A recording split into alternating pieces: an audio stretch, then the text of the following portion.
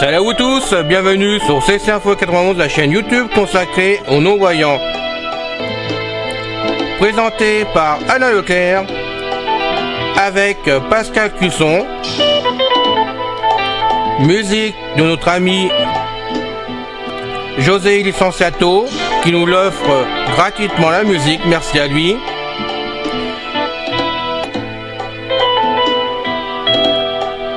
Soyez tous et bienvenus sur la chaîne. Notre liste de diffusion pour vous tenir au courant de ce qui se passe sur la chaîne. Vous pouvez y aller sur ceci-info91 plus subscribe@googlegroup.com. Mes très chers amis, bien le bonjour, c'est encore une fois Pascal Cusson parmi vous pour la chaîne Ceci Info 91, chaîne destinée aux mâles et aux non-voyants, fondée par notre ami Alain Leclerc, chaîne destinée à vous informer sur une foule de sujets variés.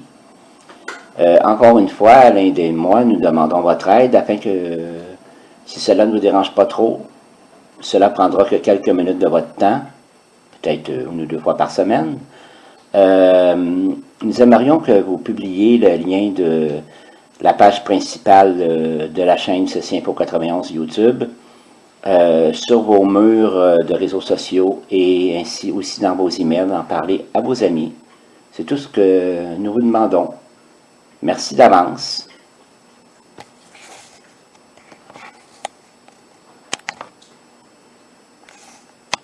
Les 7 merveilles du monde antique, la pyramide de Khéops, partie 6. La chambre souterraine.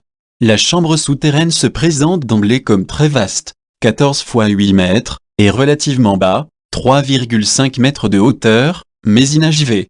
Elle présente l'aspect d'une carrière à l'état brut, comportant même, à partir du sol, des pans entiers non encore abattus. Selon une interprétation, cette salle représenterait l'antichambre souterraine du mastaba ou de la chambre souterraine du roi, finalement non réalisée grâce à la longévité du roi. En cas de nécessité, si le roi était mort précocement avant la construction de la chambre de la reine, ce local aurait pu être achevé en une semaine, la chambre du roi aurait été creusée de l'autre côté du couloir sud et la pyramide serait tronquée sous forme d'un énorme mastaba. Puis vertical, le major général britannique Howard Vyse, au début du 19e siècle, en 1837, fit creuser dans le sol de la chambre inachevée un puits profond de 11,60 mètres juste devant le départ du couloir sud, peut-être dans l'intention de trouver la mystérieuse île souterraine évoquée par Hérodote. Ce puits, dangereux et inutile, a été récemment partiellement rebouché en laissant une fosse entourée de garde-fous. Il reste dans la chambre 3 anciens amas massifs datant de l'époque de la construction, contre le mur ouest. Prolongement horizontal en cul-de-sac, on remarque au fond du local, vers le sud, un couloir horizontal, il s'enfonce dans la roche sur 16 mètres, puis s'interrompt brusquement car on en a arrêté le creusement et on a entamé la construction de la pyramide. Le couloir ascendant. L'accès au couloir ascendant menant aux 2 chambres supérieures peut se faire à partir du couloir descendant, par l'intermédiaire de la salle de liaison décrite ci-dessus, ou, bien plus commodément et de manière habituelle, par la trouée d'Al-Mamoun. Embranchement sur la descenderie. L'embranchement d'origine, par le plafond du couloir descendant, apparaît comme extravagant aux yeux des architectes modernes. Cette jonction, mal commode mais aussi mal réalisée, révèle l'accès aux appartements supérieurs de manière irrémédiable. Le sol et le plafond conservent de profondes traces d'agrandissement du passage, forcément avant la fermeture définitive par les 3 blocs. De plus, rien n'empêche de contourner ces blocs de granit en creusant à travers le calcaire. Cheminement à travers les assises horizontales dans une première section, au niveau et au-dessus des blocs granit, le couloir ascendant présente, étrangement, des parois non pas soigneusement dressées, mais au contraire grossièrement creusées à travers de gros éléments horizontaux de calcaire d'assez mauvaise qualité. La plupart des auteurs admettent donc que la décision fut prise d'aménager ce couloir, et donc tout ce qui est au-dessus, alors qu'au moins 3 assises avaient déjà été construites au-dessus du plateau. Les 3 blocs de granit rouge sont visibles sur une face latérale, ils sont en bon état, presque jointifs. Seul le plus en amont d'entre eux a été fortement entamé dans sa partie supérieure par les pilleurs d'1 mètre en perdant 0,67 mètres. Les faces latérales ouest sont assez bien dégagées pour qu'on puisse avoir une vue précise de chaque bloc. Les deux derniers blocs sont semblables et ont une longueur de 1,67 mètres, largeur de 1,04 mètres et hauteur de 1,195 mètres. Le premier bloc trapézoïdal long de 1,57 mètres, large de grande base B égale à 0,97 mètres, petite base B égale à 0,64 mètres et hauteur 1,195 mètres. Ce dernier ne présente aucun jeu avec les parois du couloir contre les deux derniers blocs qui ont un jeu de 1 cm en hauteur et en largeur, couloir ascendant large de 1,05 mètres, 2 coudées, et haut de 2,205 mètres, et doivent par conséquent peser plus de 5 tonnes chacun, masse volumique égale à environ 2,6. Le premier et le deuxième bloc sont séparés par un interstice de 10 cm, tandis que le troisième est parvenu au contact du deuxième. Il faut bien admettre que les deux derniers blocs ayant têtes arrondies orientées vers le nord ont été mis en attente dans la grande galerie avant leur descente définitive, le premier bloc ayant une tête arrondie dirigée au sens inverse vers le sud, improbable de glisser dans le couloir ascendant. On ne peut être qu'étonné devant les risques, la brutalité, l'incommodité de ce système de fermeture si difficile à contrôler, dont le fonctionnement ne pouvait être qu'incertain et le résultat aléatoire. Cheminement appareillé, les 3 assises horizontales franchies, le couloir, toujours en pan de 26 degrés, de 1,05 m de large, 2 coudées, et 1,205 m de haut, présente des parements maçonnés plus lisses, à la disposition complexe, avec de nombreuses pierres trapézoïdales et surtout 3 blocs ceintures régulièrement espacés, très remarquables, qui ont retenu depuis longtemps l'attention des commentateurs. Cette section mérite la plus grande attention. Les 3 blocs ceintures, l'égyptologue allemand Ludwig Borchardt, en 1922, interpréta chacun de ces blocs verticaux comme la limite d'une nouvelle tranche de maçonnerie et y vit la preuve de la construction de la pyramide par degrés. Or, on s'aperçoit que ces blocs ceintures de la pyramide de Khéops sont rigoureusement verticaux, ne présentant pas le fruit, inclinaison de la paroi, constatée sur toutes les pyramides contemporaines dont les parois des degrés sont apparents, par exemple celle de Méidum, qui, en grande partie écroulée, montre clairement sa structure, ou bien celle de Mykérino, dont les degrés sont visibles à travers la grande brèche de la face nord, ou encore les pyramides satellites à degrés présentes sur le plateau de Gizeh. Gilles Dormion montre qu'il doit plutôt s'agir d'un ensemble de 3 herses rebouchées, en sang alterné, droite, gauche, droite, auquel on aurait finalement renoncé, pour une raison inconnue, au profit du hasardeux système des blocs bouchons. Chaque bloc ceinture est constitué de 2 pierres seulement, creusées en U. Cet assemblage singulier ne comporte donc que 2 joints horizontaux dans les parois verticales, et aucun au niveau des angles, du sol ou du plafond. Il remarque également en avant de chacun des blocs ceinture les traces bien caractérisées d'un très probable dispositif de maintien des herses en position ouverte, patiemment rebouché par l'insertion de petites pierres très précisément ajustées. John Shapering, ingénieur, égyptologue, anthropologue de nationalité britannique, a, durant sa collaboration avec Richard William Harvey's, étudié et dessiné le circuit de la Grande Pyramide. Le dispositif de fermeture des herses figure sur ses planches publiées en 1837. Vito Maragioglio, architecte et égyptologue italien, dont ses principales études, en collaboration avec Celeste Rinaldi, portent sur l'architecture des pyramides égyptiennes et plus particulièrement les pyramides de la région memphite. Leurs comptes rendus sont encore aujourd'hui les références absolues en matière d'architecture des pyramides. Leurs plans de l'architecture interne de la Grande Pyramide sont bien détaillés, montrant clairement les herses, leur position, leur mécanisme de fixation et leur dispositif de calage. Les schémas de Borchardt montrant des tranches internes, inlassablement repris par beaucoup de manuels scolaires et guides touristiques encore en cours, ne semblent donc plus d'actualité. En l'état des connaissances, ni la structure interne en degrés de la pyramide de Khéops, ni encore moins une éventuelle structure en tranches verticales disposée comme la chair d'un oignon, selon l'expression de Georges Gouaillon, ne peuvent être démontrées. Le couloir horizontal.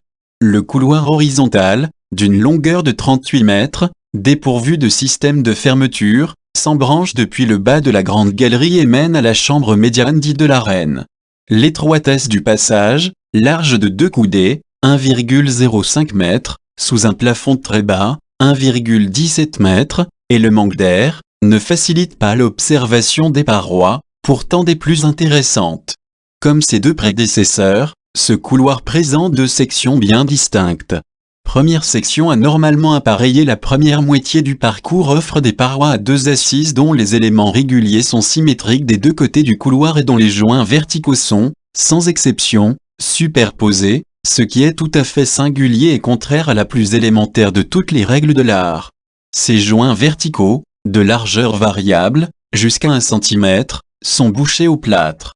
Selon plusieurs auteurs, il est possible que des magasins, achevés ou non, soient situés derrière ces parois dont aucune, curieusement, ne porte de traces d'effraction.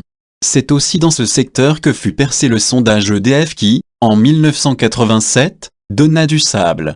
Deuxième section à maçonnerie normale. Les parois se réduisent ensuite à une seule assise, sans régularité ni symétrie. Enfin, dans les derniers mètres, le haut dallage qui, jusqu'ici, constituait le sol, hauteur 1 coudée, s'interrompt brusquement. La hauteur du couloir, 1,70 m, devient alors moins éprouvante pour les visiteurs, et les parois passent à 2 assises normalement appareillées, joints verticaux alternés. Dans cette zone, 2 sables dans le sol, rebouchés, montrent que des recherches ont été entreprises par le passé, sans doute par Wiese et Hering. La chambre de la reine. La chambre de la reine, qui mesure 5,7 x 5,2 m, se trouve sur l'axe est-ouest de la pyramide et frôle à 1 mètre près l'axe nord-sud. Elle est en bon état général et semble achevée. Seul le sol présente un aspect tourmenté. La voûte à chevron. Le plafond montre une voûte en chevron, formée de 12 éléments monolithes, en excellent état. Une sape a été pratiquée par Hering sous l'un de ces éléments de chevron, jusqu'à rencontrer son extrémité, au bout de 2,60 mètres de creusement. On peut imaginer que les chevrons ont été au moins doublés, comme partout ailleurs, mais on n'a aucun moyen de le vérifier.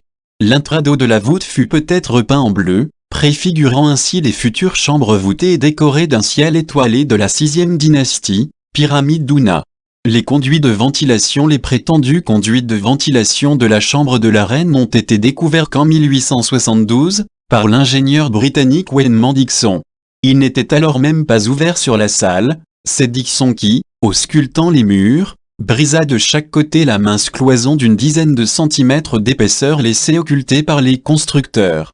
Il trouva quelques objets laissés là par les ouvriers de Kew, une boule de granit, ou de dolerite, un double crochet de cuivre emmanché et un morceau de bois de cèdre, aujourd'hui exposé au British Museum 8. Pour la postérité, il inscrivit sur la paroi son nom et la date de sa découverte. Les conduits ont été explorés de bout en bout, au cours des années 1990, par des mini-robots télécommandés munis de caméras vidéo, dans des conditions aussi difficiles que spectaculaires, lors de 2 campagnes successives largement relayées par les médias.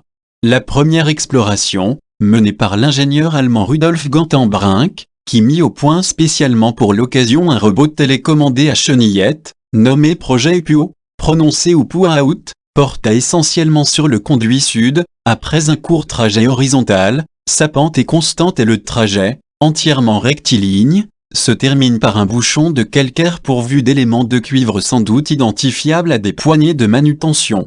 Gantenbrink explora aussi le début du conduit nord, et put établir que celui-ci se trouvait dévié vers la gauche après quelques mètres, sans doute pour éviter la grande galerie, avant de retrouver un trajet rectiligne vers le nord.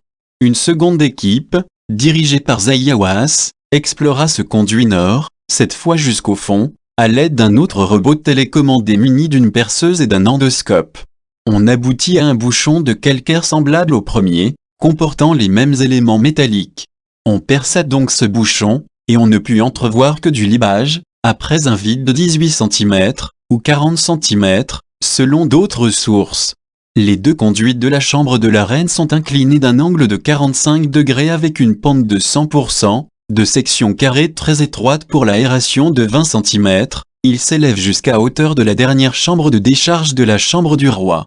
La niche latérale a encorbellement à gauche, dans la paroi, côté est, de la chambre de la reine, On remarque une autre niche à 4 encorbellements, qui monte les 6 assises du mur sous les 2 assises de la voûte du plafond et comporte dans sa partie inférieure une cavité carrée normalement fermée par une grille.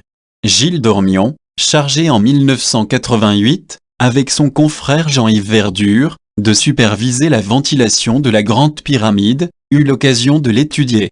Cette cavité possède un étroit conduit construit de 0,84 mètres de haut, 1,08 mètres de large, 6,30 mètres de long après la niche de 1,57 mètres de large, 1,04 mètres d'épaisseur, prolongée par une sable de 9 mètres pratiquée de longue date à travers le Libage, de toute évidence par des chercheurs de trésors persévérants et fortement motivés. La pierre d'entrée, disparue, a été déchaussée, sans ménagement et après bien des efforts, à l'aide d'outils glissés à droite et dans la partie haute, laissant des traces de dégagement très profondes dans les pierres voisines.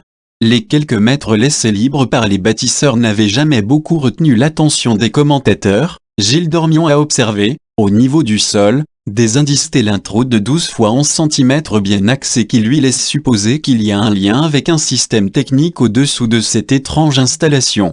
Le sol très tourmenté de la chambre de la reine a fait l'objet d'une analyse tout aussi minutieuse de la part de l'architecte français, qui a relevé sur toute la surface de très nombreux indices d'une cavité sous-adjacente probable. Gilles Dormion a découvert de nouvelles cavités dans la pyramide de Méidum. Ces déductions ne demandent plus qu'à être vérifiées par une campagne d'investigation scientifiques officielle. Zahi Hawass a refusé la demande de Gilles Dormion pour la raison qu'il est architecte et non pas archéologue ou égyptologue. Fin du podcast, merci pour votre écoute, bye bye, ciao. C'est fini les amis. Merci d'être passé sur la chaîne. Je vous dis à bientôt avec Pascal. Pensez à vous abonner, c'est important pour nous. Pensez à venir sur notre forum, c'est aussi important pour nous. Bye bye les filles.